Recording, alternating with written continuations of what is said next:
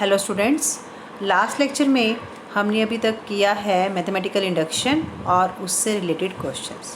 Today I am starting with division algorithm. Division algorithm says that for any two integer a and b where b greater than 0 there exists unique integer q and r such that a equal to b q plus r where r lie between 0 to b, लेकिन b के equal नहीं है। मतलब क्या कहना चाह रहे हैं कि अगर हमारे पास दो इंटीज़र हम कंसिडर करते हैं a एंड b, जिसमें जो b आपने लेना है पॉजिटिव लेना है और आप a को b से डिवाइड करते हो, तो उस केस में दो यूनिक इंटीजर्स एग्जिस्ट करेंगे जिसको हमने क्या कहा है, q and r, where a equal to B Q plus R. R क्या है, q क्या है क्वोशिएंट और r क्या है रिमाइंडर।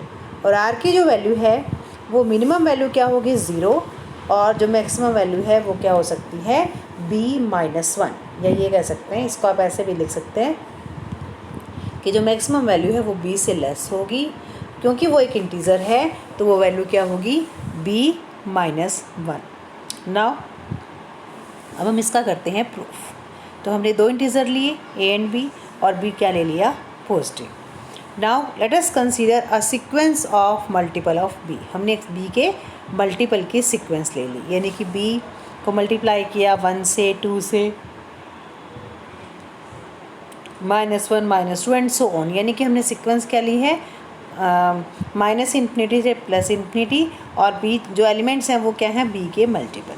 ठीक है, अब क्योंकि ये क्या है इंटीजर्स हैं और a भी इंटीज़र है, तो a क्या होगा, या तो किसी मल्टीपल के इक्वल होगा या फिर किन्हीं मल्टीपल्स के बीच में लाई करेगा।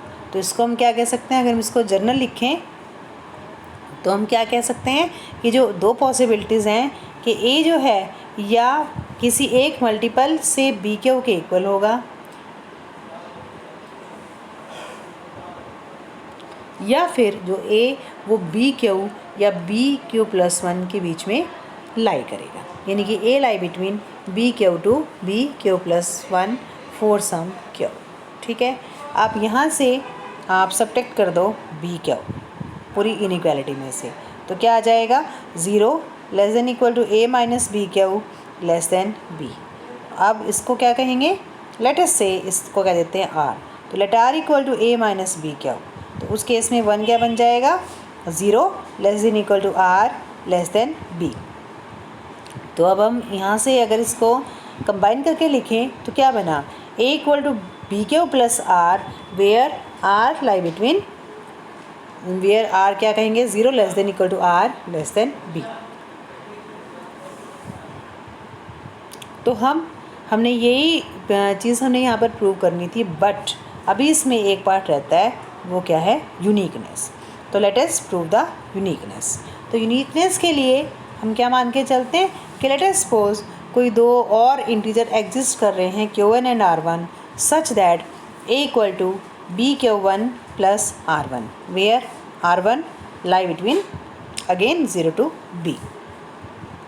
तो अब हमारे पास यहाँ पर हमें इक्वेशन को हमने नाम दिया है 3, और ये इक्वेशन है सेकंड में भी एक ही वैल्यू है, थर्ड में भी एक ही वैल्यू है, दोनों को इक्वेट कर दो तो क्या आ गया b∨1 plus r1 this is equal to b∨ plus r। यहाँ से जो एक तरफ ये सेपरेट कर लिए हमने वेरिएबल्स, तो क्या आ गया b∨ minus q1 equal to r1 minus r। अब इसका मतलब क्या है, इसका मतलब क्या है कि जो हमारे पास है r1 माइनस r, उसको आप b के मल्टीपल की फॉर्म में लिख सकते हो, यानी कि जो b है वो r1 माइनस r को क्या करेगा डिवाइड। अब b r1 माइनस r को डिवाइड कर रहा है, लेकिन r1 भी b से लेस है, r भी b से लेस है, तो उनका जो डिफरेंस है वो भी b से लेस होगा, यानी कि जो b है वो अपने से लेस वैल्यू को डिवाइड कर रहा है। तो अगर b अपने से लेस वैल्यू को डिवाइड कर रहा है, फॉर एग्ज़ाम्पल अगर 4 अपने से छोटी वैल्यू को डिवाइड कर रहा है, तो वो क्या हो सकती है 0। इसका मतलब r1 माइनस r क्या है, r1 माइनस r क्या है 0, यानी कि r1 इक्वल टू r। अब r1 माइनस r 0 है, वो यहाँ पे डाल दो, तो क्या आ गया b∨ minus q1 equal to 0, यानी कि क्या बन गया ये q minus q1 equal to 0। तो क्या आ गया Q इक्वल टू Q1। अब Q1 के इक्वल आ गया, R1 के इक्वल आ गया। इसका मतलब ये जो हमने एक्सप्रेशन जो लिखा है वो कैसा है, यूनिक लिखा है। फॉर एग्ज़ाम्पल अगर हम इसको एग्ज़ाम्पल से देखें तो लेट A लिया 25 और B लिया 6। अब 25 को आप कैसे लिख सकते हो, 6 × 4 + 1, ठीक है। तो यहाँ पर जो Q है वो क्या है 4 और R क्या है 1, और हमारा जो B था वो क्या था 6 था, जो 1 है वो 6 से लेस है। सिमिलरली अगर हम A को लें -25, A को लें हम -25 और B को लें 6, सो -25 को हम कैसे लिख सकते हैं, 6 × -5 + 5, तो ये कितना आ गया, Q कितना आ गया -5 और R कितना आ गया 5। तो यहाँ पर भी आपके पास जो R की वैल्यू है वो <6 है, B है, ठीक है। तो ये थी हमारी theorem, very important theorem. Now next है common divisor. Common divisor naturally अगर कोई एक नंबर जो किन्हीं दो नंबर्स को डिवाइड करेगा उसको हम क्या कहेंगे, कॉमन डिवाइज़र। तो मैथमेटिकली कैसे लिखेंगे, a number C which divides two numbers A and B both is called the common divisor. जैसे हमारे पास क्या कहेंगे, जैसे 8 है, ±1 8 को डिवाइड कर रहा है, +-2 ये भी 8 को डिवाइड कर रहा है, 4 ये सब 8 को डिवाइड कर रहे हैं, तो ये क्या हो गए, कॉमन डिवाइज़र हो गए 8 के। Similarly you can say about 12। Now greatest common divisor, अब यहाँ पर ये 8 को भी डिवाइड कर रहे हैं और 12 को भी डिवाइड कर रहे हैं, तो इसका मतलब ये दोनों नंबर को डिवाइड कर रहे हैं ना, +-1 या कहते हैं 1 जो है वो 8 और 12 को भी डिवाइड कर रहा है, -1 8 एंड 12 को भी डिवाइड कर रहा है, सिमिलरली 2 है वो 8 और 12 को भी डिवाइड कर रहा है, तो ये कैसे होगी,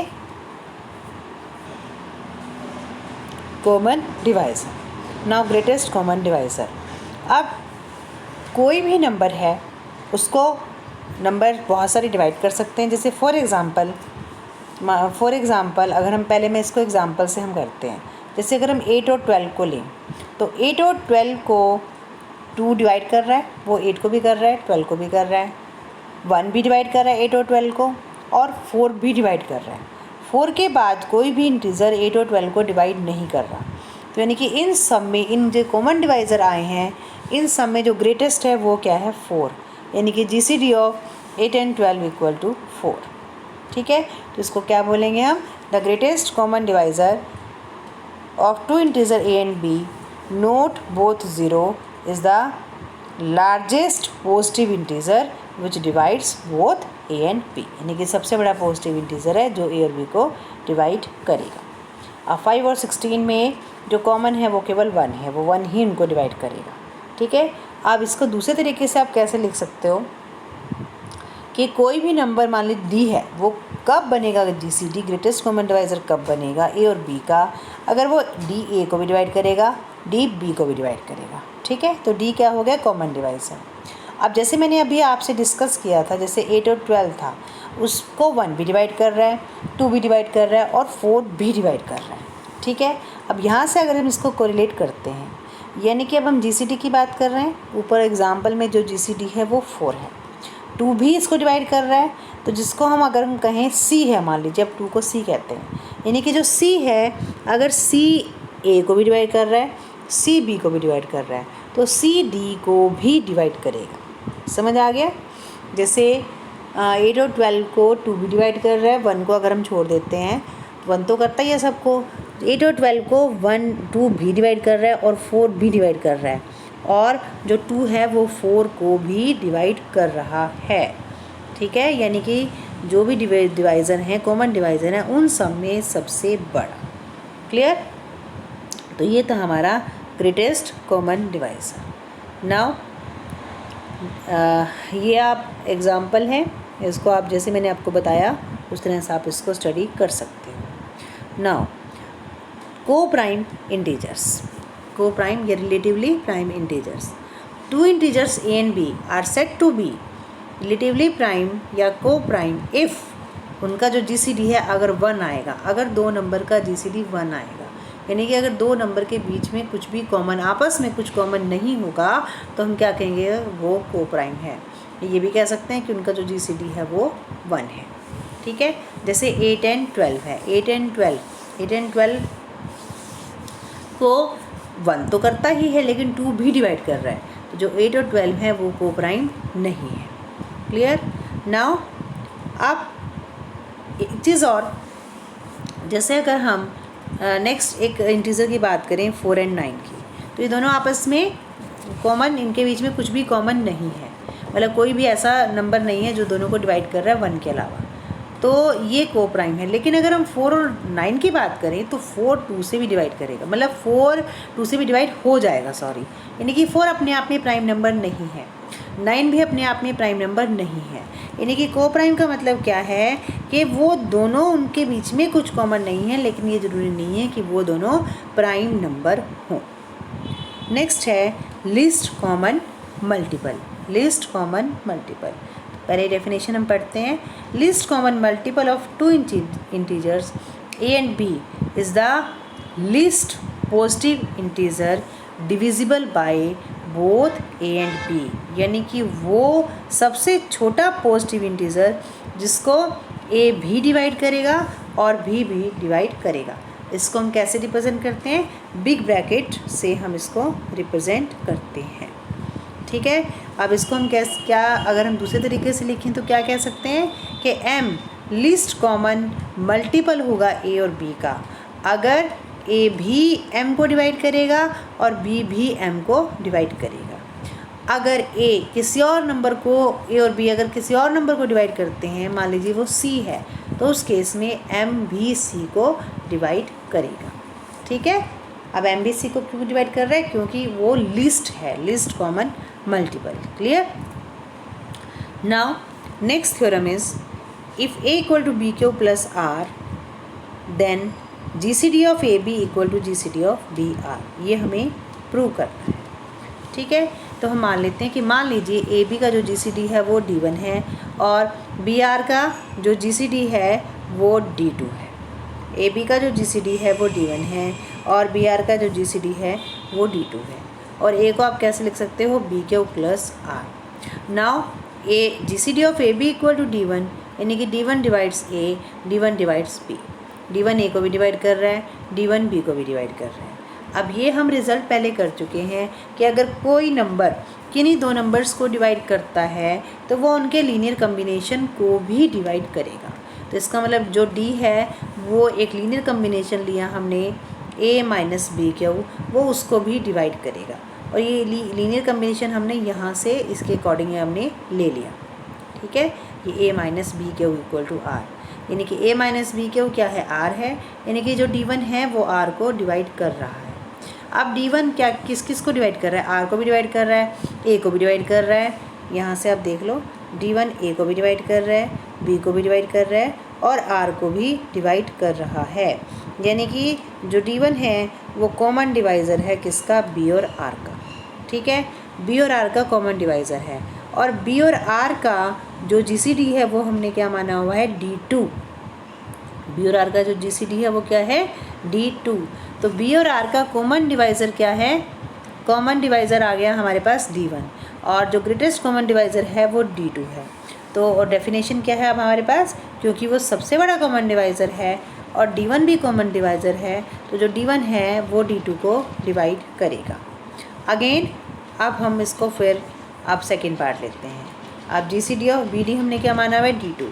इसका मतलब D2 B को डिवाइड करेगा, D2 R को डिवाइड करेगा, D2 इन दोनों के लीनियर कम्बिनेशन को भी डिवाइड करेगा। अब हमने फिर पहले की तरह B और R के बीच में लीनियर कम्बिनेशन लिया, और वो हमने लीनियर कम्बिनेशन लिया B और R का यहाँ से। ठीक है।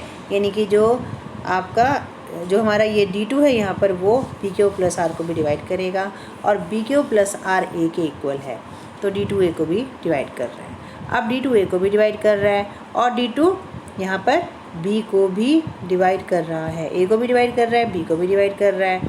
तो इसका मतलब वो कॉमन डिवाइज़र हो गया A और B का, और A और B का जो GCD है वो D1 है। अगर वो GCD D1 है तो कोई भी जो कॉमन डिवाइज़र है A और B का वो D1 को भी डिवाइड करेगा, यानी कि जो D2 है वो D1 को भी डिवाइड करेगा। अब D1 D2 को डिवाइड कर रहा है, D2 D1 को डिवाइड कर रहा है, ये तो तभी पॉसिबल है अगर दोनों आपस में इक्वल हैं, यानी कि GCD of AB equal to GCD of B and R। Now the next theorem is, ये जो थ्योरम है इसकी हम स्टेटमेंट कर लेते हैं, ये बहुत इम्पॉर्टेंट है, ये हर मैक्सिमम क्वेश्चंस में ये हम यूज़ करेंगे। स्टेटमेंट क्या है कि अगर दो नंबर जिनका ग्रेटेस्ट कॉमन डिवाइज़र मान लीजिए D है, नंबर लिए हमने A एंड B, दो नंबर्स का ग्रेटेस्ट कॉमन डिवाइज़र D है, तो हम क्या कर सकते हैं, जो ग्रेटेस्ट कॉमन डिवाइज़र है that can be written as a linear combination of that two numbers। ठीक है, यानी कि क्या है, अगर A और B का जो GCD है वो D है, then D can be written as MA plus NB where M and N are two integers। ठीक है, now अब अगर इस थ्योरम के बेस पे दो नंबर का GCD 1 है, मान लीजिए A और B का GCD 1 है, then 1 can be written as the linear combination of A and B, यानी कि दो इंटीजर एग्जिस्ट कर जाएंगे, से XY कह लो, MN कह लो, 1 equal to AM plus BN। अगर हम MN मानते हैं, अगर हम XY मानते हैं, then 1 equal to AX plus BY। Now next very important theorem, Gauss theorem is, Gauss theorem क्या कहती है कि A अगर किन्हीं दो नंबर्स को डिवाइड करता है, A अगर किन्हीं दो नंबर्स को डिवाइड करता है और A जो है वो किसी एक नंबर के को प्राइम है, देन A दूसरे नंबर को डिवाइड करेगा। ठीक है, अब A और B दो इंटीजर्स हैं, such that A divides BC and AB equal to 1। जो दिया हुआ था वो हमने ले लिया, और अब जो रिज़ल्ट हमने पहले स्टडी किए हैं वो रिज़ल्ट हम इनमें अप्लाई करेंगे। अभी हमने थ्योरम क्या पढ़ी है कि किसी भी दो नंबर का GCD उन दो नंबर के लीनियर कम्बिनेशन के फॉर्म में लिखा जाता है। Then according to that 1 equal to AX plus BY where X and Y are two integers. ठीक है, अब इसको कर लो मल्टीप्लाई C से मल्टीप्लाई करेंगे, then ACX plus BCY this is equal to C। ठीक है, अब हम लेते हैं सेकंड। अभी हमने ये वाली स्टेटमेंट यूज़ करी है, अभी हम क्या करेंगे, ये वाली कि A जो है वो BC को डिवाइड करेगा। अब A BC को डिवाइड कर रहा है, इसका मतलब हम A अगर BC को डिवाइड कर रहा है तो इसका मतलब क्या हुआ, BC can be written as the multiple of A। इसका मतलब एक इंटीजर एग्जिस्ट कर जाएगा K such that BC equal to AK। अब BC की वैल्यू हमने निकाल ली, ये BC की वैल्यू हम यहाँ पर सेकंड में यहाँ पर पुट कर देंगे, तो क्या बन जाएगा, यहाँ पर पुट करने के बाद ACX plus KAY equal to C, a common CX plus KY equal to C। तो यहाँ से हम क्या कह सकते हैं कि जो A है वो C को डिवाइड कर रहा है। तो यही हम यहाँ पे इस थ्योरम में प्रूव कर रहे थे कि अगर कोई नंबर दो नंबर्स के प्रोडक्ट को इंटीजर्स को डिवाइड कर रहा है और वो किसके कोप्राइम है, किसी भी उनमें से किसी भी एक के कोप्राइम है, तो वो जो नंबर है वो सेकंड इंटीजर को डिवाइड करेगा। क्लियर, बाकी जो थ्योरम्स हैं वो हम अपने नेक्स्ट लेक्चर में स्टडी पढ़ेंगे उनको।